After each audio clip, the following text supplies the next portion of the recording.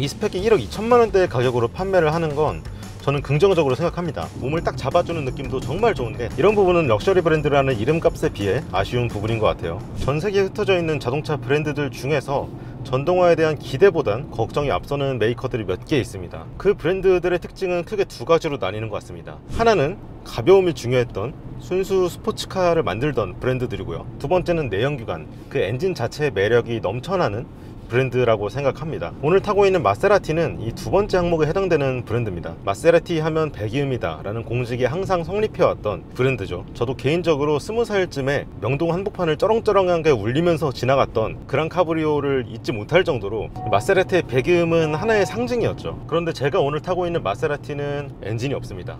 마세라티 그레칼레 폴고레입니다. 그레칼레라는 모델은 이미 우리나라에 판매하고 있었어요. 4기통 버전 2가지 트림, 그리고 네티뇨 V6 엔진을 얹은 트로페어 모델이 판매가 되고 있었습니다. 그리고 2025년 상반기 드디어 순수 전기 파워트레인을 장착한 그레칼레 폴고레까지 들어오면서 그레칼레 풀 라인업이 국내에서 완성됐습니다. 과연 엔진이 없는 마세라티에서는 어떤 매력을 느낄 수 있고 또 어떤 새로운 가치를 찾을 수 있을지 지금부터 저희와 같이 살펴보시죠. 오늘 시즌 코스는 서울 삼성역에서 경기도 가평에 있는 아난티 코브까지 왕복하는 코스입니다. 고속도로가 대부분이고 중간에 국도로 빠져서 와인딩 코스도 탈 수 있는데, 다시 서울로 돌아가는 길에 제가 시승을 하게 됐습니다. 그레칼레 첫인상은 당연히 전기차기 때문에 조용합니다. 이전에 그레칼레 2.0 모델 모데나 트림을 시승한 적이 있는데 4기통 버전임에도 꽤 카랑카랑한 엔진 사운드가 매력적이었거든요. 반면에 지금 타고 있는 그레칼레 폴고레는 시동을 걸 때도 굉장히 조용하고요. 저속 구간에서는 가상 사운드도 거의 들리지 않기 때문에 근래 탔던 전기차 중에서 가장 정숙한 실내 환경을 만들어주고 있는 것 같습니다. 그런데 지금처럼 약간 차가 없는 국도에서 속도를 올리게 되면 이 사운드가 마이크에 들어갈지는 모르겠습니다. 가상 엔진음이 분명히 존재하는데 볼륨이 생각보다 정말 작아요. 속도를 꽤 높여도 이 볼륨의 최대치가 그렇게 크지 않습니다. 대신에 이 소리의 음색 자체가 다른 브랜드랑 방향성이 다른 것 같긴 합니다. 예를 들어 포르쉐나 BMW 같은 케이스는 전기 모터만의 윙 하는 소리를 익스트림하게 표현했다던가, 아니면 세계적인 음악가와 협업해서 세상 어디에도 없는 독특한 사운드를 만들어냈다면, 마세라티 전기차의 가상 사운드는 기존 내연기관의 그 사운드, 울림 자체를 최대한 구현하려고 한 것 같습니다. 실제로 내연기관에서 나오는 특유의 소리를 분석해서 그 주파수를 하나하나 뜯어본 다음에 그 주파수와 비슷한 음색을 구현했다고 설명하고 있습니다. 지금 와인딩 코스도 마침 시작됐으니까 이 음색을 조금 더 즐겨보도록 하죠. 오른쪽 아래에 있는 다이얼을 돌리면 자, 스포츠 모드로 바뀌면서 이 기본 사운드의 크기가 볼륨이 더 커집니다. 좀 달려볼게요.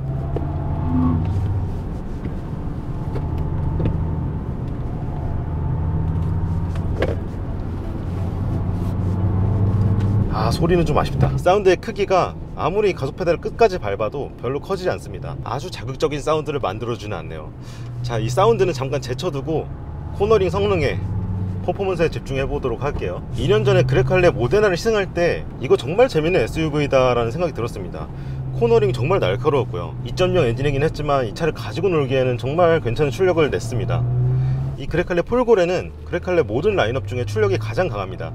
트로페어보다 28마력 높은 558마력을 내고 있고요. 앞뒤 차축에 모터를 하나씩 장착하고 있습니다. 꽤 높은 속도에서도 가속 페달을 끝까지 밟으면 나름 뛰어난 펀치력을 자랑합니다. 조금 전까지 본격적인 와인딩을 타면서 제 나름대로 머릿속에서 정리를 해봤는데, 이 폴고레가 출력이 가장 높긴 하지만 가장 스포티한 느낌을 낸다? 까지는 잘 모르겠습니다. 왜냐면 기본적으로 승차감이 더 부드러워요. 일단 장점은 크게 두 가지가 있습니다. 첫 번째는 이 스티어링 휠 반응입니다. 예전에 타본 그레칼레 모데나와 마찬가지로 스티어링 휠을 순간적으로 돌렸을 때 앞바퀴의 반응, 또 그에 따라서 따라오는 앞머리의 움직임이 꽤나 빠른 편입니다. 두 번째 특징은 전기차만의 구조적 장점이겠죠.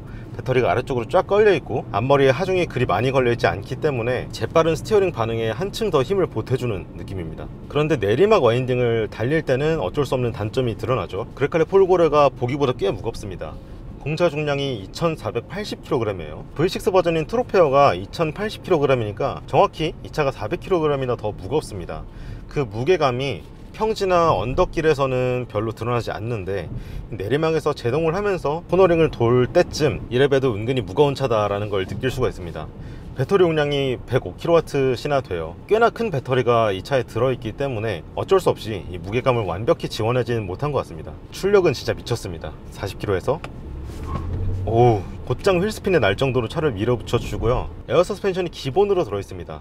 주행 모드에 따른 차고 조절도 스스로 해주고, 당연히 일반 주행 모드인 GT 모드보다 서스펜션 감쇄력도 더 단단하게 조율합니다. 이 GT와 스포츠 모드에서의 승차감 차이를 이 차는 분명하게 느낄 수 있습니다. 이제 와인딩 코스는 다 끝났고 방지턱이 꽤 많은 한적한 시골길을 가고 있는데, 승차감이 진짜 좋네요. 이런 방지턱, 부드럽게 생긴 방지턱은 정말 부드럽게 넘습니다. 그레칼레 모데나의 승차감을 다시 한번 떠올려 보면 그 차의 서스펜션의 기본값이 더 탄탄했던 것 같거든요. 언제든지 달려나갈 준비가 돼 있는, 약간의 긴장감이 항상 스며들어 있는 서스펜션으로 기억을 하는데, 이 폴고레 버전의 서스펜션은 정말 일상용으로 타기 좋은 데일리카에 아주 적합한 승차감을 가지고 있습니다. 상황에 따라서 언제든지 성격을 바꿀 수 있는 에어 서스펜션의 장점을 이 그레칼레 폴고레는 정말 잘 활용하고 있습니다. 코너를 빠르게 돌거나 세게 제동을 할 때는 이 무게감이 꽤 느껴졌는데, 이렇게 저속으로 달리면서 과속 방지턱이나 차체 거동에 분명한 변화가 생길 만한 굴곡을 밟았을 땐 그 무게감이 전혀 느껴지지 않습니다. 아주 일반적인 SUV를 타는 느낌이 들어요. 또 GT 모드에서는 가속 페달을 급하게 밟아도 출력을 한 번에 쏟아내지 않도록 조율을 잘 해놨기 때문에 558마력이라는 숫자가 부담스럽지 않습니다. 최대 토크도 82.4kgm나 되거든요. 절대 만만하게 볼 스펙이 아니지만 지금처럼 GT 모드에 두고 살랑살랑 달릴 땐 이 차가 상당한 출력을 가진 고성능 SUV라는 걸 완전히 잊을 정도로 아주 부드럽고 럭셔리한 감각만 남겨둡니다. 방향지시등 소리 되게 독특하죠. 마세라티가 내연기관의 감성을 상당 부분 내려놓긴 했지만 그 외에 탑승객이 들을 수 있는 나머지 사운드들은 여전히 신경 쓰고 있습니다. 이 방향지시등 소리만 해도 단순히 기계적으로 깜빡거리는 소리가 아니라 정말 악기 하나하나로 직접 연주해서 녹음한 듯한 아주 독특한 마세라티만의 소리를 들려주고 있고요. 차에 타서 시동을 걸거나 또는 차에서 내릴 때도 고유의 사운드를 제작해서 이 차에 적용을 해놨습니다. 스피커까지 다른 어떤 자동차 브랜드에서도 사용하지 않는 소너스 파베르라는 이탈리아 오디오를 쓰고 있어요. 예전 기억을 되살려보면 이 스피커 성능도 상당히 마음에 들었습니다. 다만 이 차가 더 조용하기 때문에 사운드의 품질은 훨씬 좋지 않을까, 그렇게 생각합니다. 이 사운드 외에 제가 가장 좋아했던 마세라티만의 감성 중에 하나는 이 시프트 패들이었습니다. 이 정도 사이즈의 시프트 패들이 달린 차가 흔하지 않죠. 보통 스티어링 휠 뒤에 조그맣게 달려있는 차들이 많고, 포르쉐를 하더라도 시프트 패들의 크기가 이렇게 크지는 않습니다. 하지만 마세라티는 기본적으로 이렇게 정말 큰 고정형 시프트 패드를 쓰고 있습니다. 그리고 금속으로 만들어져 있죠. 전기차지만 이걸 살려놨습니다. 대신 기능이 달라요. 내연기관에선 기어 단수를 조작하는 레버였다면 이 전기차 폴고레에서는 회생제동 강도를 조절합니다. 회생제동은 D+부터 D-까지 총 4단계로 설정할 수 있습니다. 지금 가장 강한 회생제동 모드인 D-로 설정했는데 이 속도가 줄어드는 정도가 그렇게 세지 않습니다. 일반적인 시내에서는 가장 강한 회생제동 모드에 놓고 타도 그렇게 불편하지 않을 것 같아요. 그리고 다시 가장 약한 모드로 놓으면 정말 조금의 마찰도 없이 쭉 밀고 나가는 느낌이 들어요. 저는 오히려 이 느낌이 더 마음에 드는데요. 그리고 저는 마세라티를 타면서 항상 이 시프트 패드를 조작하는 느낌을 정말 좋아했는데, 사실 내연기관 버전에서 기어 변속을 손으로 할 일이 사실상 많지 않습니다. 정말 잘 뚫려있는 길에서 스포츠 드라이빙을 하면서 조작하는 맛이 있긴 한데, 그럴 만한 상황 자체가 운전하는 모든 시간 중에서는 절대적으로 많지 않거든요. 반면에 이 전기차는 통행량이나 아니면 정말 순수하게 내 기분에 따라서 회생제동 강도를 조절할 수 있기 때문에 오히려 운전 중에 이 패드를 조작하는 일이 많지 않을까 싶어요. 또 내연기관 버전에서는 이 패드를 건드리면 강제로 수동 변속 모드로 바뀌면서 이 기어 단수를 계속 신경 써줘야 되는데, 가끔씩 이걸 막 누르고 싶을 때 있잖아요. 전기차는 운전에만 집중하면서 이렇게 막 눌러도, 양쪽을 같이 눌러도 전혀 부담이 없습니다. 그레칼레 폴고레를 타시는 분들이라면 이 시프트 패들과 교감할 일이 더 많으실 거예요. 브레이크 페달 조작감은 상대적으로 스포티한 느낌으로 설정한 것 같습니다. 제동력이 발생하기 시작하는 순간의 느낌이 좀 민감하다고 할까요? 그래서 고출력 모델을 경험한 적이 없는 분들이 이 차를 처음 타시면 브레이크 페달에 적응하는 시간이 약간은 필요할 것 같고요. 대신에 그 이후의 느낌은 이질감이 거의 없습니다. 느린 속도로 가다가 완전히 정차할 때도 예상치 못한 속도로 꿀렁거린다거나 하는 느낌 없이 정말 잘 만든 것 같습니다. 종합해보자면 이 그레칼레 폴고레의 주행 성능은 아주 풍요롭다고 할 수 있습니다. 내가 달리고 싶을 땐 언제든지 뛰쳐나갈 수도 있고, 코너링에서도 자신감 있게 또 빠른 템포로 달릴 수도 있고요. 차분하게 달리고 싶을 땐 폭발적인 힘을 가지고 있으면서도 그 힘을 쓸데없이 과시하지 않는, 남발하지 않는 아주 럭셔리한 GT로 변신합니다. 이 마세라티가 GT라는 글자를 굉장히 좋아합니다. 또 내세우고 있고요. 그란투리스모라는 뜻이죠. 장거리를 빠르고 편안하게 갈 수 있는 장르를 말하는데, 자동차의 한 장르면서도 마세라티는 이 단어를 자동차의 이름으로 당당하게 쓰고 있습니다. 하지만 그 GT라는 성격을 그란투리스모와 그랑 카브리오라는 두 가지 상징적인 모델에만 국한시킨 게 아니라 그레칼레라고 하는 현 시점에서 가장 일상적인 마세라티에도 적용시키면서 마세라티의 핵심인 GT라는 개념을 더 여러 갈래로 확장시키고 있습니다. 가장 다이내믹한 역할은 MC20이라는 미드십 슈퍼카가 해주고 있기 때문에 그란투리스모와 그랑 카브리오, 이 그라클레까지 세 가지 모델은 조금 더 편안하고 빠르게 달릴 수 있는 럭셔리카의 성격을 분명하게 유지할 수 있는 것 같습니다. 독특한 건 그레칼레 라인업 내에서 폴고레의 포지션인 것 같아요. 원래 마세라티에서 가장 강한 모델은 언제나 트로페오였습니다. 8기통 또는 6기통 엔진을 얹은 가장 카랑카랑한 모델이었는데, 이 폴고레는 따로 세부 트림이 없습니다. 예를 들어서 전기 모터를 하나만 넣거나 출력을 낮춘 버전 이런 게 없어요. 4륜구동에 558마력 딱 한 가지만 만들고 있습니다. 그래서 출력적으로나 가격면으로나 트로페오보다 더 위에 있는 게 이 그레칼레 폴고레입니다. 그런 와중에 차의 전체적인 성향은 굉장히 젠틀하단 말이죠. 출력이 가장 높긴 해도 운전자가 가속 페달을 계속 밟도록 부추기는 모델은 또 아닙니다. 일상에서 편하게 운영하다가도 달리고 싶을 땐 언제든지 뛰쳐나갈 준비가 되어 있는 내면에 아주 강한 힘을 가진 럭셔리 전기 SUV로 이해하시면 될 것 같습니다. 디자인을 한번 살펴보면요, 가솔린 모델과 정말 흡사하게 생겼습니다. 차이점이 크게 세 가지입니다. 첫 번째는 그릴이고요, 두 번째는 휠, 세 번째는 머플러입니다. 라디에이터 그릴의 면적은 가솔린 모델과 같이 정말 넓죠. 하지만 전기차답게 막혀있는 면적이 훨씬 넓은데요, 마세라티만의 디자인 감성을 살리면서 중간중간 공기 통로를 남겨놨습니다. 휠 사이즈는 세 가지가 있는데 전부 전기차 전용 디자인이고요. 리어 머플러는 삭제를 했습니다. 하지만 그 머플러가 있던 자리에 디자인을 아주 매끄럽게 해놔서 머플러가 없지만 딱히 허전한 느낌이 들지 않는 꽤나 완성도가 높은 마감을 보여주고 있습니다. 제가 빼먹은 부분이 하나 있습니다. 이 마세라티 하면 항상 프론트 펜더 쪽에 세 칸으로 구성된 에어 벤트가 있었죠. 이 부분이 전기차 버전에서는 막혀 있는데 대신에 여기 조명을 집어넣습니다.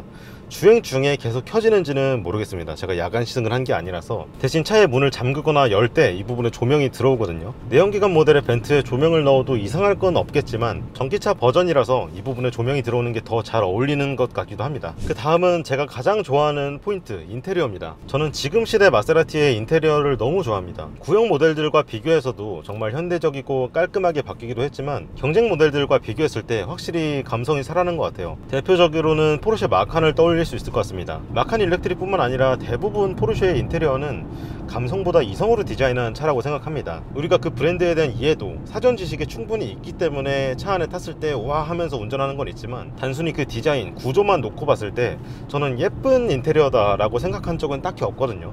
특히 요즘 타이칸이나 마칸 일렉트릭처럼 스크린이 많이 들어간 포르쉐는 더더욱 그런 것 같습니다. 반면 요즘 마세라티의 인테리어는 정말 모든 곳에 정성이 들어가 있다고 생각해요. 이런 대시보드의 디자인이나 패턴, 스티치, 이런 세세한 것들이 볼맛이 납니다. 트림에 따라서 컬러랑 소재를 다르게 배치한 것도 저는 마음에 드는데, 이 그레칼레 폴고레 실내에는 이런 독특한 패턴이 들어갔습니다. 마치 탄소 섬유를 짜놓은 듯한 패턴이 들어가는데, 단순히 블랙 컬러 소재만 격자 무늬로 짜놓은 게 아니라 마치 전기 모터에 들어가는 구리선을 표현한 듯한 이 갈색 소재를 같이 적용해놔서 폴고레만의 감성을 더 끌어올려주고 있습니다. 그리고 시트 디자인도 정말 멋있죠.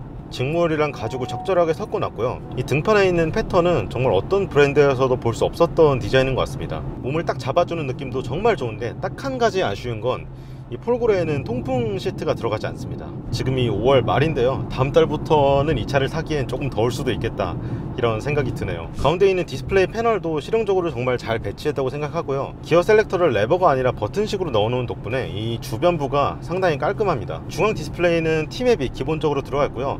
메뉴에 나가서 여러가지 옵션을 조작할 때도 이 반응 속도가 꽤 빠른 편입니다. 마세라티의 구형 인포테인먼트 시스템을 생각하면 이건 정말 잘 개선된 부분이라고 생각하고요. 인테리어에서 아쉬운 건 딱 하나인 것 같아요. 스티어링 휠 위의 버튼의 조작감이 그렇게 좋지 않습니다. 정말 치밀한 간격을 두고 들어가 있는 게 아니라 버튼마다 유격이 조금씩 있거든요. 이런 부분은 럭셔리 브랜드라는 이름값에 비해 아쉬운 부분인 것 같아요. 다른 게 다 마음에 들어도 주행거리 때문에 망설이는 분도 있을 것 같습니다.